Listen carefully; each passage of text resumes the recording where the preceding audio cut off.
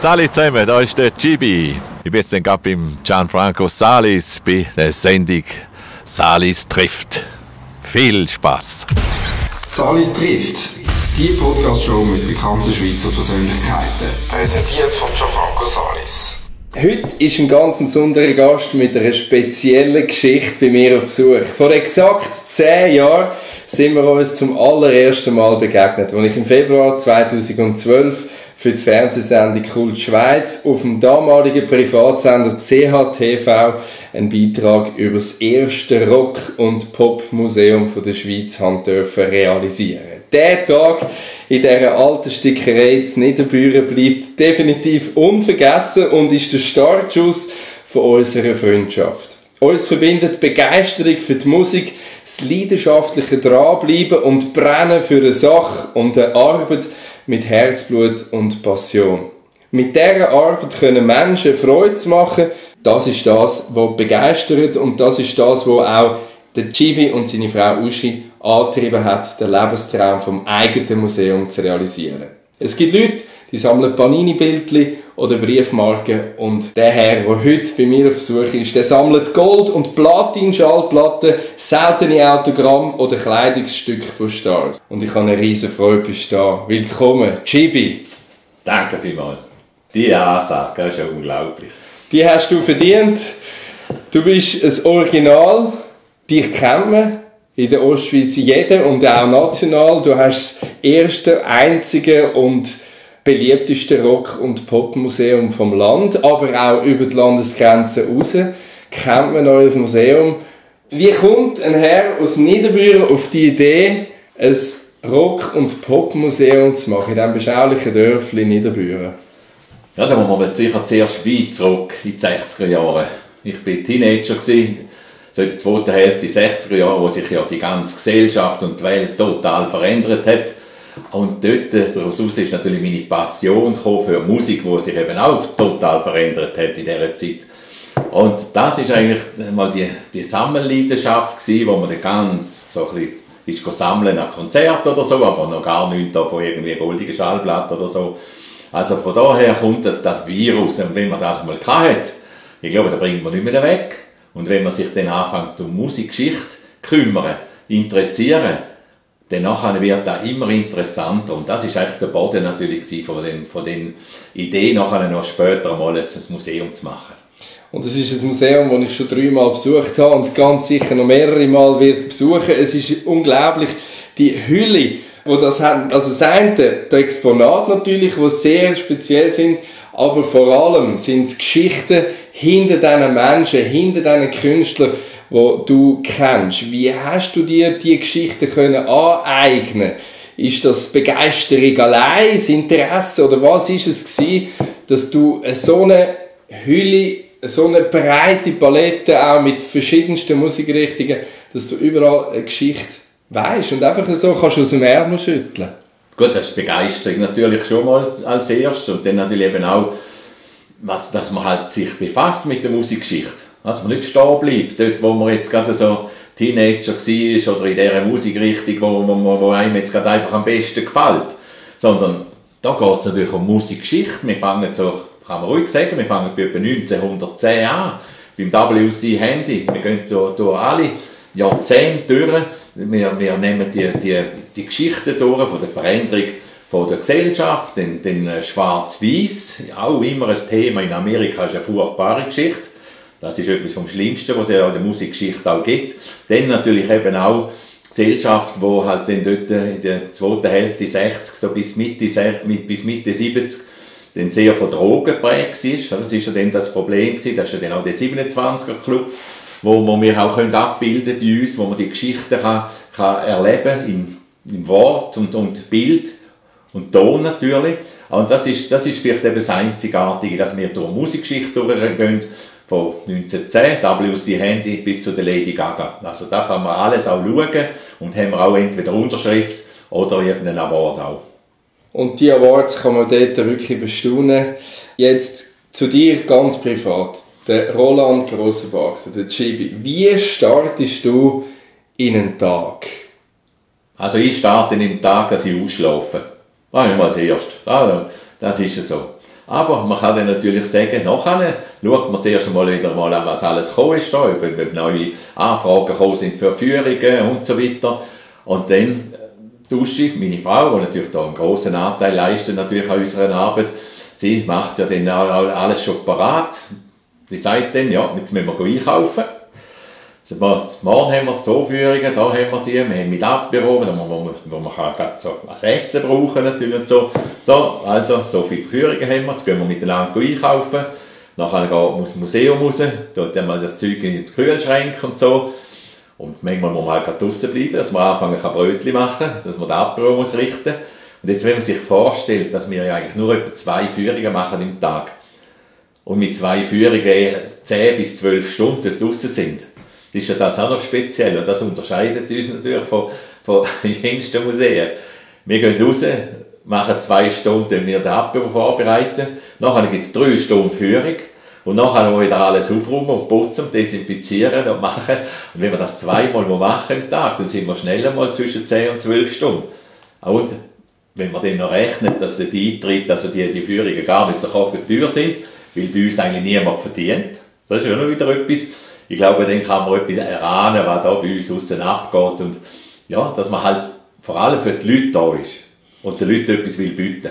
Und das ist auch das, was euch angetrieben hat, oder? Und was ist es sonst noch? Gibt es sonst noch etwas, was euch angetrieben hat, diesen Weg zu gehen, wo ihr gegangen sind? Ja, aber das ist vielleicht das Daheim haben, das Zeigen von diesen Stars, die Musik geschrieben haben, Fußstapfen hinterlassen in der Musikgeschichte, dass man das honorieren und auch, dass die Leute auch in Zukunft eben sehen. Und vor allem auch die Jungen, dass die sehen, woher kommt die Musik, die man heute jetzt habe ich fast gesagt, muss hören. Das ist nicht fair, weil es gibt auch heute ganz hervorragende Musik. Also wir Alten müssen ja nicht meinen, dass das nur da, wo früher gut war, sondern da gibt es heute auch, dass es sehr tolle Sänger, Sängerinnen gibt und auch tolle Bands. Nur ist halt da, wo jetzt ist sicher alles schon mal da gewesen. Du hast mir mal gesagt, ihr habt einen ganz besonderen Leitsatz, der auch zu unserer Freundschaft passt, oder? Was ist der Leitsatz eigentlich, oder was könnte ein Leitsatz sein von eurem Museum? Ja, der ist eigentlich nicht von uns ausgekommen, sondern der ist von den Besuchern ausgekommen, die zum Teil 4, 5, 6, 7 Mal kommen.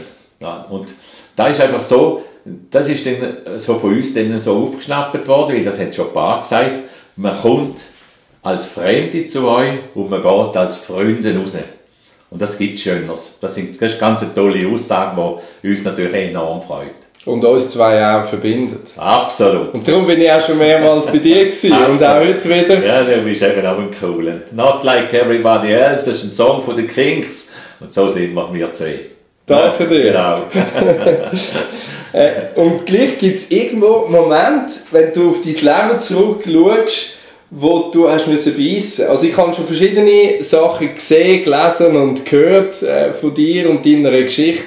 Und jetzt sind sie Wunder, wenn du so einen kannst rauspicken von diesen Momenten, vielleicht ist es auch ein neuer, wo du noch nicht bei anderen Stationen oder wie auch immer anderen Moderatoren gesagt hast, einfach ein Moment aus deinem Leben, wo du besonders hast müssen beißen. Also beißen habe ich sehr viel müssen. Das ist so. Wenn ich bei der Großmutter auf dem WC war, dann hat es eine Tafel an der WC-Tür. Es wollte mir nicht alles glücken, ich musste mich öfters bücken. Und ich kann ja sagen, es ist sehr viel vorgekommen, vor allem in den ersten Teil von meinem Leben, also die ersten 25, 30 Jahre, wo es mir nicht sehr gut gegangen ist, da würde ich sagen, meine Jugend ist in die Hosen und noch sehr viel hat einfach dort nicht geklappt, weil natürlich, ja, ich kann sagen, dort, wenn man schon die Jugend so letzt anfangen, dass mich die Mutter nicht kennt und dann irgendwie abgeschaufelt wird ins Emmental zu einem Bauer, wo ich allerdings muss sagen, ich habe es nicht schlecht gehabt. Dann wird man wieder mal parkiert in einem Waisenhaus oder so und dann kommt mit der Schule, bist du ja nicht gerade der Hellste und dann kommt die Überlegung, ja, was willst du lernen? Ja, es war klar gewesen, man lernt da, wo die Lehrzeit am kürzesten ist und da war dann Koch gewesen, natürlich, man hat genug zu essen und muss nicht lange die Lehre machen. Es kann nicht so gut rauskommen, das ist natürlich. Und dann ist noch dazu gekommen, dass ich eigentlich dann zu Lüchigen war, genau dort, wo man eigentlich, das ist im Rintel raus, wo man zu meiner Zeit fast nicht gewusst hat, dass es zweierlei Leute gibt. Und dann kommt man nachher gerade auf Zürich runter und genau in das ganze Theater rein. Und das war sehr ungesund und das hätte mich können auch unter der Brücke, da hätte können sein, dass ich dort unter der Brücke gelandet wäre. Aber irgendwie hat sich dann das Leben doch irgendwann, hat sich dann das einmal, als ich den Ernst vom Leben begriffen habe, und vielleicht mir einer vielleicht oben drauf auch gesagt hat, einmal so, jetzt gehst du mal auf die andere Seite, nicht immer da links, sondern jetzt gehst du mal rechts. Und ich denke, das sind dann eben wirklich Sachen gewesen, die ich dann auch irgendwann einmal begriffen habe. Also du sprichst schon eine schwere Zeit am Anfang von deinem Leben und in dieser schweren Zeit gibt es dort noch einen schwersten Moment? Ja, das sind so viele gewesen, aber nicht so schwerst. Da gibt's eigentlich kann ich nicht unbedingt sagen, es sind sehr viel schwere gewesen, aber selber gemacht, natürlich. Also, das ist ja, man kann ja nicht einfach sagen, es sind andere die Schuld, wenn man natürlich da vor einem Loch ins andere trampelt. Und dann irgendwann einmal überhaupt nicht mehr kann, ja, dann muss die Schulden zahlen, bis es einfach grün und blau wird. Und wie gesagt, als ich die Uschi kennengelernt habe, meine zweite Frau, 75, wir haben kaum gewusst, was am anderen Tag zu essen kaufen. Also das ist dann wirklich so. Das ist sehr speziell. Aber, wie gesagt, es gibt ja so einen Film, Crossroads, wo jede Blues-Rock-Band auch spielt, wie Cream natürlich auch, von Robert Johnson früher, das ist der erste, der mit 27 gestorben ist, das ist von dem 27er-Club. Der Crossroads, und bin ich sicher mal an die Kreuzung angekommen, was dann einfach heisst, so, jetzt hast du verschiedene Wege, und jetzt gehst du den, und dann, ja, das war sicher auch Hilfe gewesen, wo ich da auch sage, dass das sicher auch mir Jesus vielleicht irgendwie da geholfen hat, da bin ich sehr überzeugt sogar. Du bist wie ich ein gläubiger Mensch. Wie hat sich das gezeigt, also dass dich Gott oder Jesus oder das Universum, wie es andere nennen, dich auf die Bahn gebracht hat? Gibt es irgendwie ein Zeichen, wo du gesehen hast, hey, der hat mir jetzt Kontakt geschenkt oder der hat mir jetzt die Gelegenheit geschenkt, dass ich einen neuen Job bekommen habe? Oder gibt es irgendwie so, weißt, wie hat sich Jesus für dich gezeigt oder Gott? Ja, das sind sehr viele Momente gewesen, aber der wichtigste Moment dort, das war wie so ein Engel eigentlich, der dann auftaucht ist, und das war ein späterer Chef gewesen, bei der Migros St. Gallen, Vizedirektor gewesen. Und der war eigentlich der, der mich dann irgendwo mal gesehen hat, shooten. Und ich bin dort relativ ein guter Fußballer gewesen, und da bin ich noch ein bisschen geworden. Und der hat mich dann mal irgendwo gesehen, wo ich den Migros ausgeholfen habe mit dem Fußball an einem Turnier. Da habe ich die verstärkt, und der hat mich gesehen. Mit langen Haaren, so, und aber ich bin ein wilder Kai natürlich, ich habe segeln für etwa 4. Und dann, wo ich so Eindruck gemacht habe, dass der am Schluss ist er zu mir gekommen, dass sich vorgestellt und so. Und dann nachher, ich habe nicht gewusst, wer da ist, aber so 14 Tage, 3 Wochen später, hat man dann den Stellvertreter von ihm angerufen und gesagt, jetzt kommen wir den Filialnachrichten raus, und dort suchen sie 50% Materialeinkäufer und 50% Sportclubsekretär. Wenn ich will, kann ich mich melden. Jetzt muss ich dem so Eindruck gemacht haben, dass der denkt, den kann ich einfach brauchen, das ist so ein verrückter Kopf. Und das hat erst nach 25 Jahren mein Mentor gewesen. Das ist ja unglaublich eigentlich. Und die Uschi hat er dann irgendwann auch noch als Sekretärin angestellt, obwohl, das kann man sich gar nicht vorstellen. Also, sie hat von der Bijouterie hat sie eben eine Kollektion Ring hat sie gezeigt, weil er dann mal den Wunsch hatte, und hat einen Tigerauge-Ring abgekauft und hat sie gerade als Sekretärin eingestellt. Ein Vizedirektor von 1300 Leuten, verschiedenste Bereiche und Abteilungen, einfach einmal geredet und einfach das Gefühl, ja, die kann ich jetzt auch brauchen. Das ist auch wunderbar gegangen. Also, das kann nicht Zufall sein, das ist einfach so.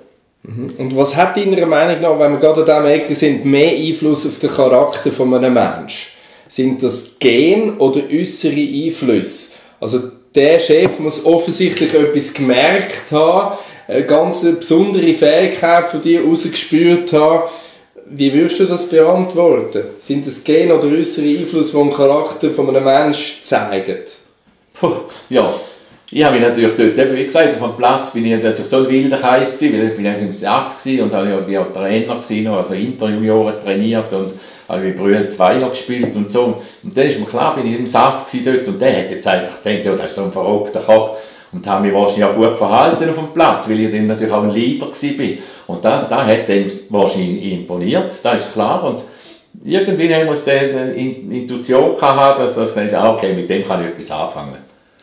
Kommen wir zu der Musik. Glaubst du, dass man anhand von der Musik, die jemand gerne hört, auf den Charakter rückschliessen kann? Das würde ich jetzt nicht sagen. Da würden wir jetzt ja schon wir würden schon urteilen über Leute und zum Teil verurteilen. Je nachdem. Und das ist etwas vom Schlimmsten, was es gibt eigentlich. Die Verurteilung, die findet die immer, jeden Tag, jede Stunde, jede Minute in den sozialen Medien.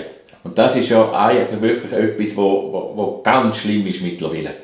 Also man kann in einem Musikforum zum Beispiel kann jemand einen Post machen über eine Band oder über ein Stück Musik und der findet das gut. Dann kommt der andere, der findet das nicht gut. Und innerhalb von ein paar Stunden hat man das nicht nur die zwei, andere fangen dann auch noch an mitmachen. Innerhalb von 2-3 Stunden haben die den grössten Krieg.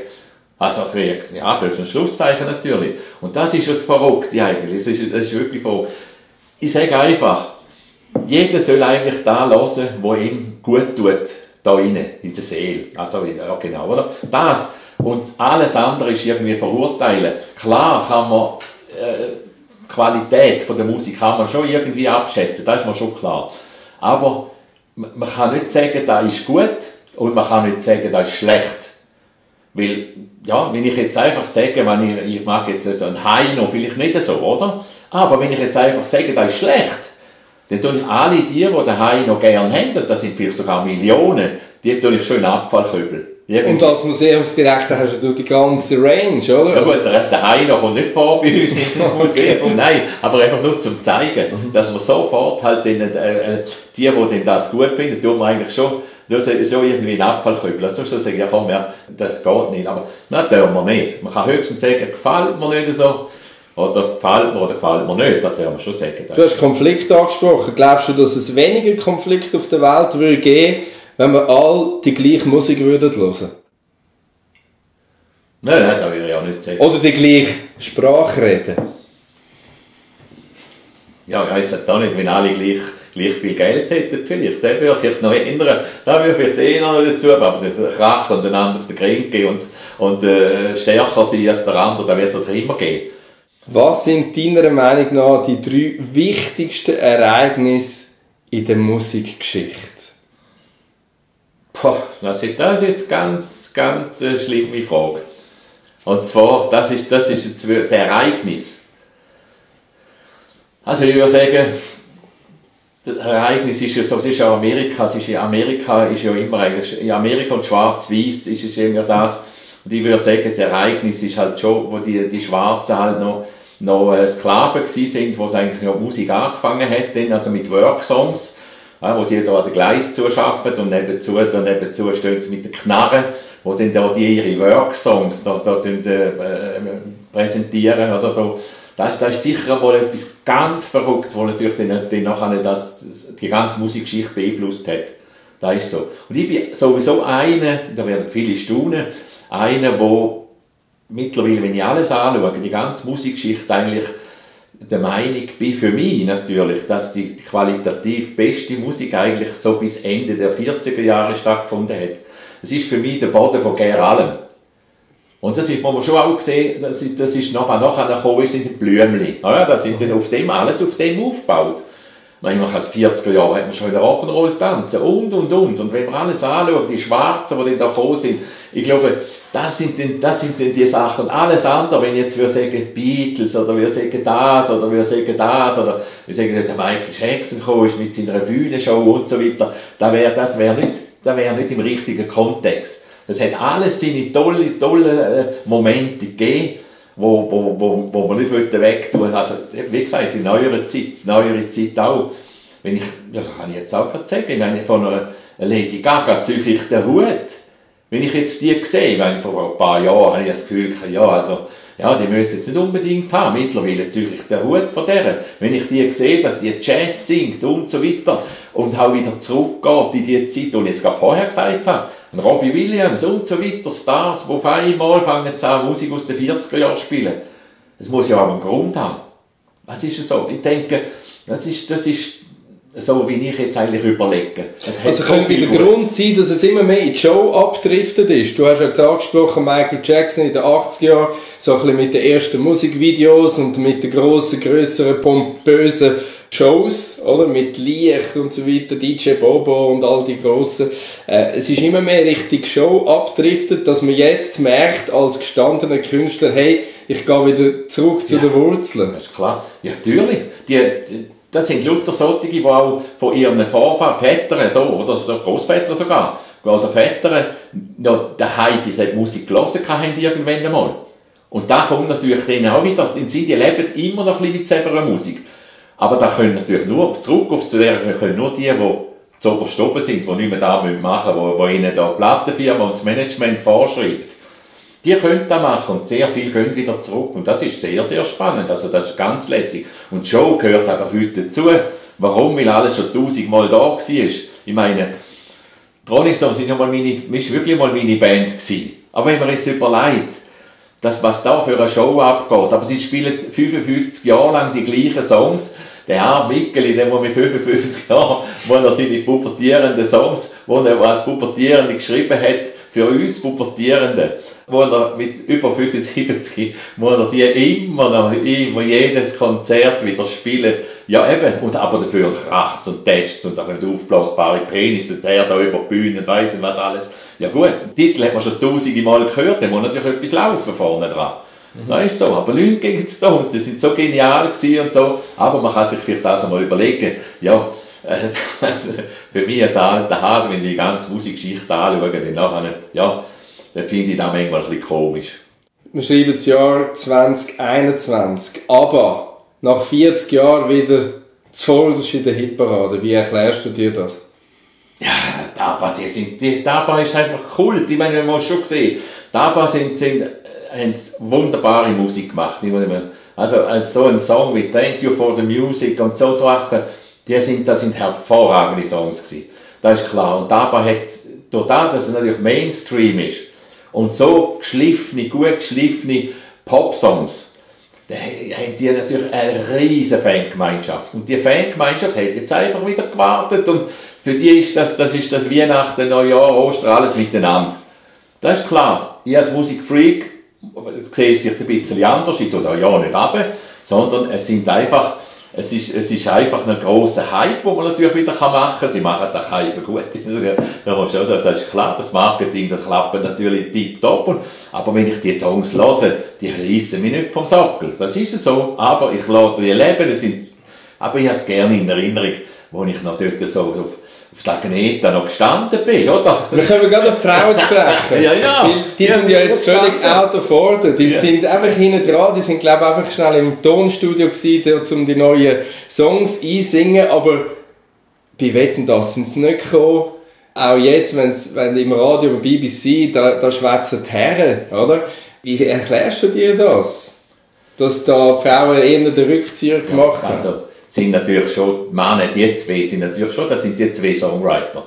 Und die haben hervorragende Songs geschrieben. Also, ich meine, da gibt es gerne nicht. Und dass jetzt halt die da an vorderster Front sind, das ist klar. Ich begreife aber auch, vor allem die Agneta, die ja wirklich, also die hat sich ja fast einmauern lassen dort mal, dass sie einigermaßen können leben im Frieden, oder? Dass niemand noch irgendwie über das Zeug hineingestiegen ist und weiss, die verfolgt hat. Also ich begreife da, dass die nicht unbedingt mehr im Rampenlicht stehen.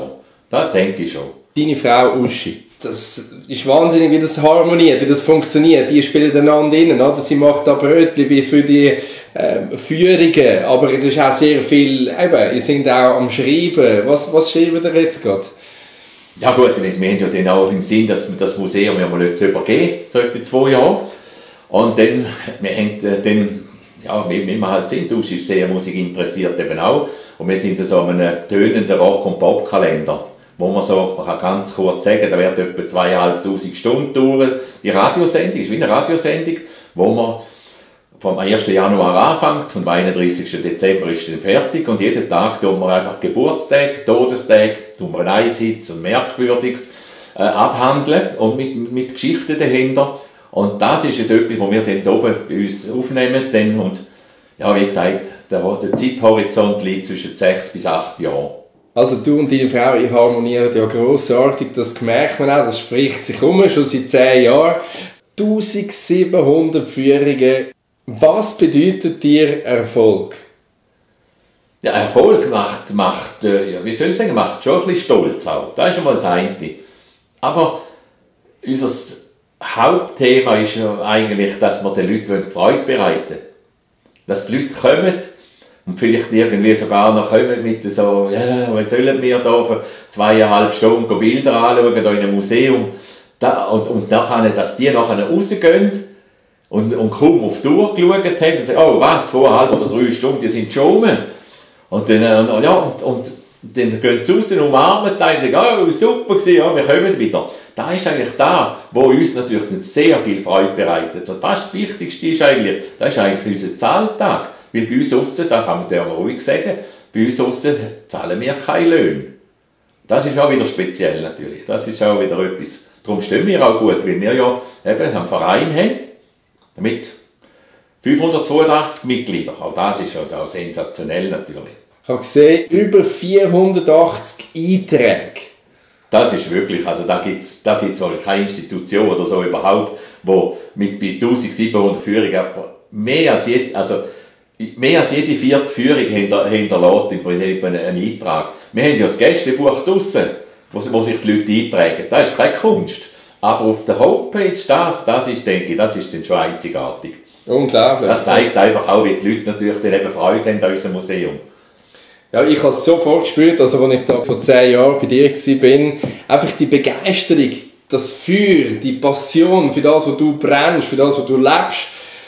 Da ist ja so viel positive Energie drin. Das kann ja nur so kommen, wie es gekommen ist bei dir. Oder wie erklärst du dir das? Oder, es ist nicht Glück, da ist auch sehr, sehr viel Arbeit dahinter, oder? Ja, die Arbeit ist ja klar, aber also ohne Glück geht natürlich gar nichts.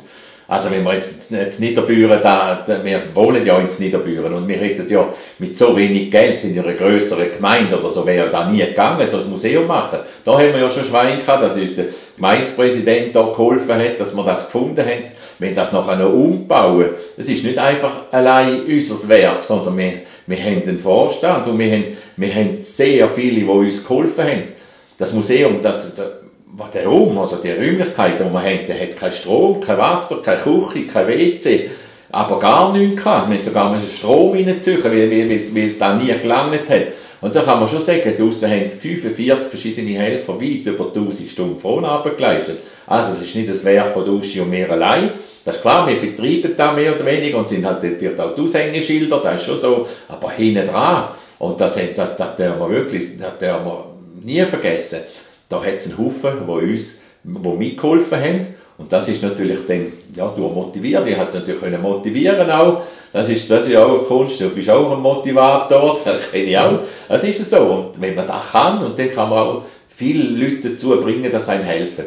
Und Begeisterung. Begeisterung auch. Transportieren. Absolut, ja. Die schwierige Zeit ist jetzt glücklicherweise vorbei, aber das Museum war auch lang zu gewesen, haben müssen dicht machen. Dann haben wir noch einen Zwischenfall gehabt, wo das Ganze elektrisch zusammengefallen ist durch einen Blitzeinschlag.